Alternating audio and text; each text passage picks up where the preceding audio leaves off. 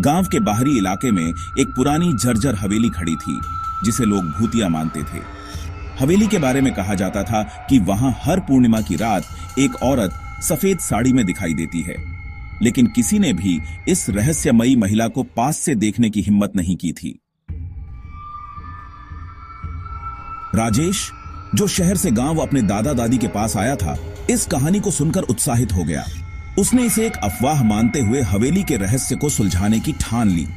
पूर्णिमा की रात वह अकेले ही उस हवेली में पहुंचा।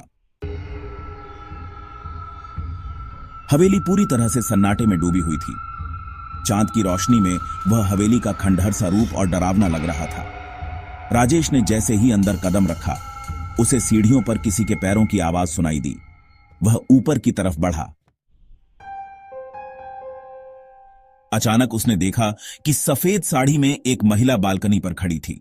उसका चेहरा चांदनी में साफ दिख रहा था, लेकिन जैसे ही वह पलटी, उसका चेहरा बेहद डरावना था। महिला जोर जोर से हंसने लगी और बोली, तुमने यहां आने की गलती की है, अब तुम कभी नहीं लौटोगे। राजेश डर के मारे चीखने लगा, लेकिन उसके पैर जैसे जाम हो गए थे। तभी हवेली की खिड़कियां अपने आप जोर से बंद होने लगीं। आखिरकार किसी तरह राजेश वहां से भाग निकला और गांव वालों को सब बताया।